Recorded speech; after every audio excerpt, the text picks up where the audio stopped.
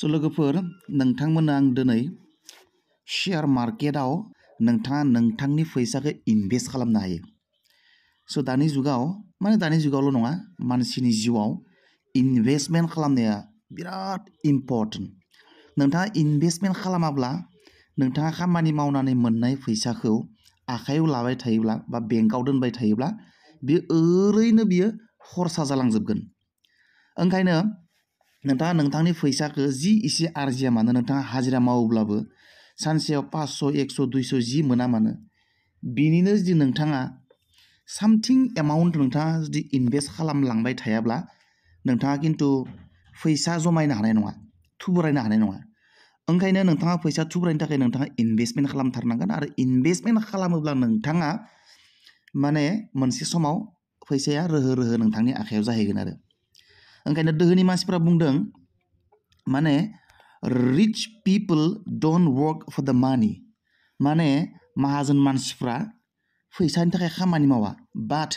मानि works for them. खिन्थु फैसायासो बिसोरनि थाखाय खामानि मावो। दा बेबायदि जोंबो जुदि जानोबा नोंथाङा नोंथांनि फैसाखौ नोंथांनि थाखाय खामानि मावहोनोब्ला नोंथाङा इनभेस्टमेन्ट खालामनो नांगोन गावनि रिस्कआव। अके, सोरनिबा रिस्कआव नङा, गावनि रिस्कआव आरो गासै बाथ्राखौ बुजिखांनायनि उनाव। ओंखायनो दा मानसिफ्रा मा बुङो, गोरों गोरों मानसिफ्रा आरो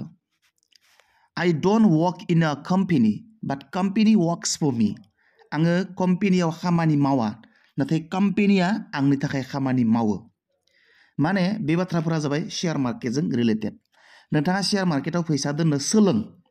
आं बुङाखै नोंथाङा फैसा इनभेस्टमेन्ट खालाम, नाथाय नोंथाङा गिबियावनो आं बुंनाया जाबाय सोलोंग्रो। जानला मानला फैसा दोननो नाङा, इट इज रिस्कि। अके, बेयो जेसेबां रिस्क एसेबां बियो मोजांबो। जहाँ रिस्क है वहाँ पे ही इश्क मिलता है बुङो मानसिफ्रा। अके, जियानो जा। दा नै आङो एसे फोरोंनो नाजानि, and this is completely educational purpose दे।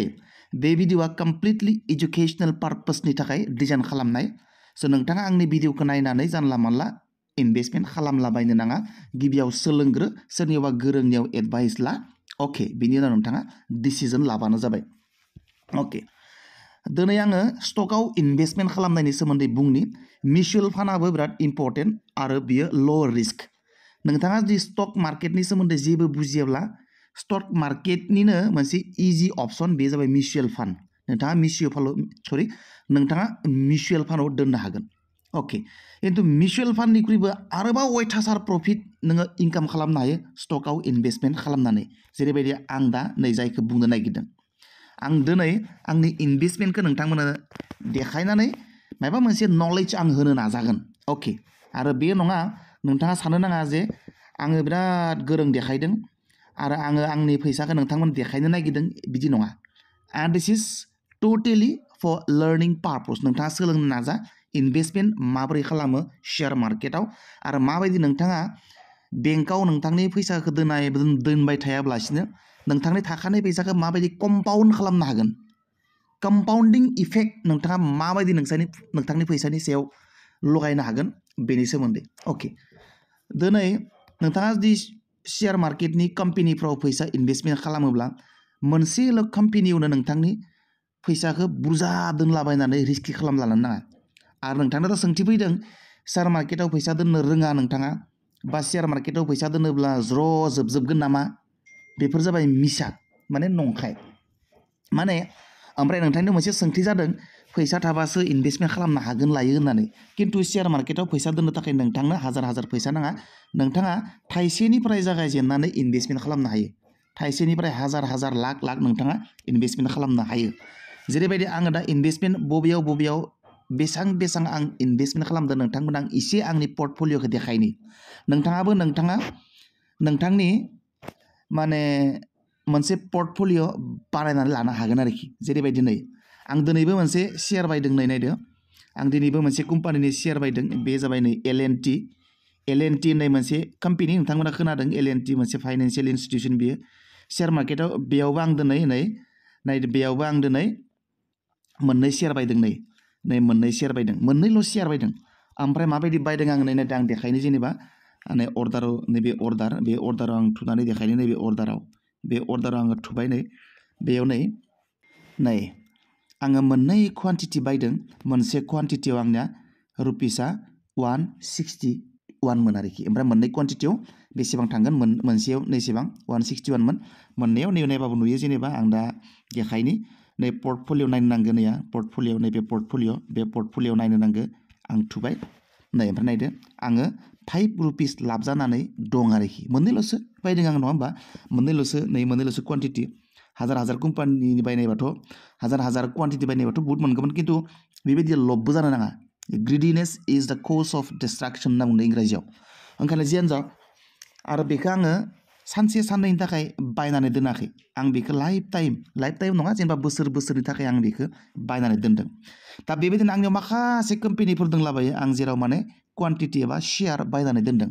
आरो बेखौ नायनो थाखाय नोंथाङा नैबे हल्डिंआव थांनांगौ फार्स्टआव नैबे पर्टफलिय' नै गाहायाव नैबे पर्टफलिय' बेयाव थुनांगौ आं बे पर्टफलिय'आव थुबाय थुनाय लोगो लोगो ओमफ्राय गोजौआव नैया पजिसन नैबे पजिसन आरो नैबे हल्डिंआव थुनांगौ आङो हल्डिंआव थुबाय हल्डिंआव थुनाय लोगो लोगो नै नोंथाङा नुगोन माखासे कम्पेनि माइ गड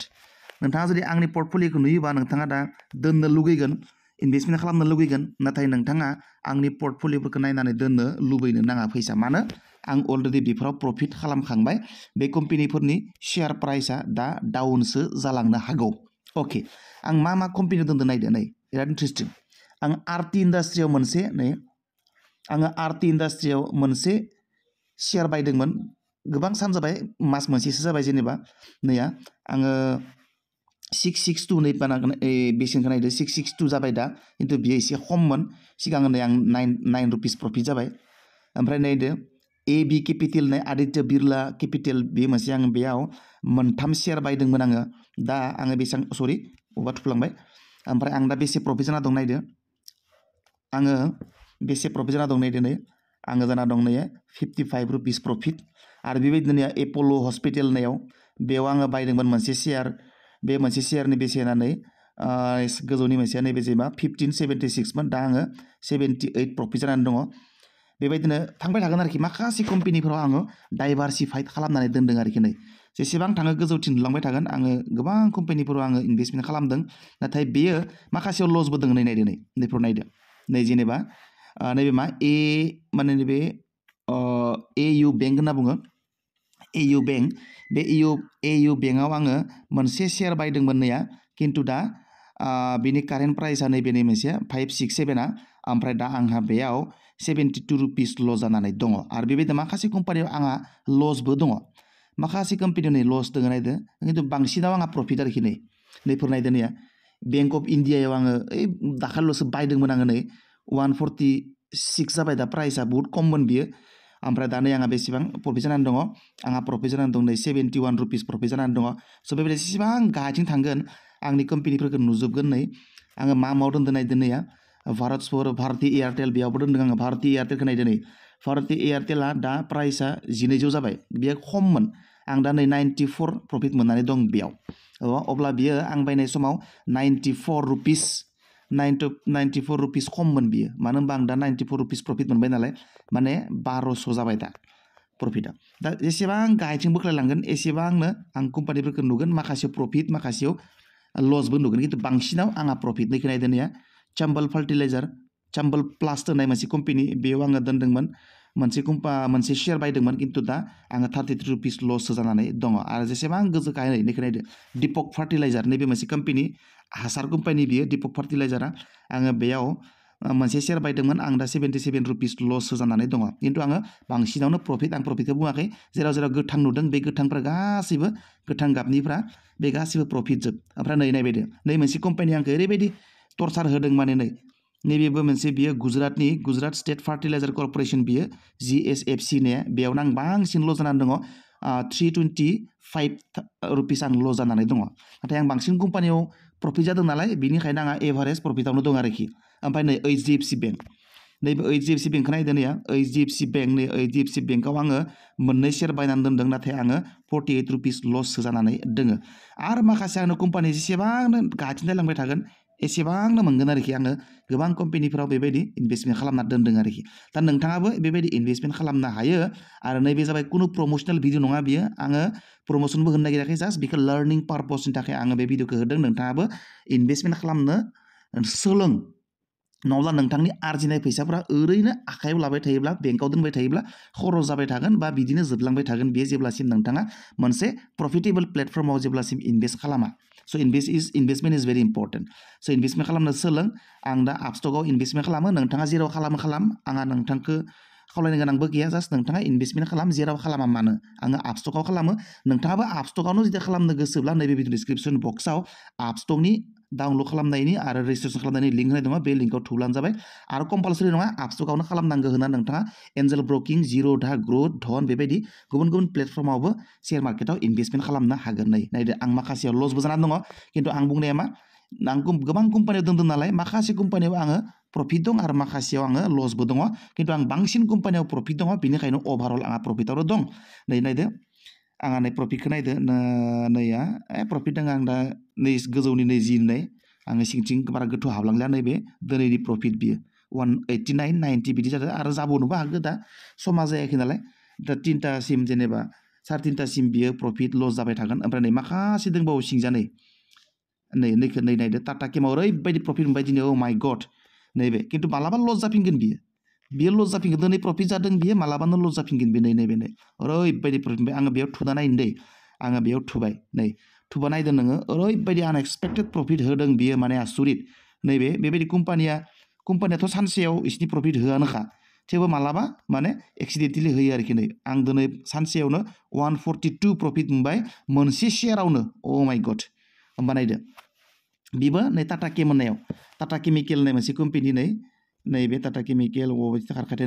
नैबे जाबाय टाटा केमिकेल बे टाटा केमिकेलाव ओरैबायदि प्रफिट मोनबाय दिनै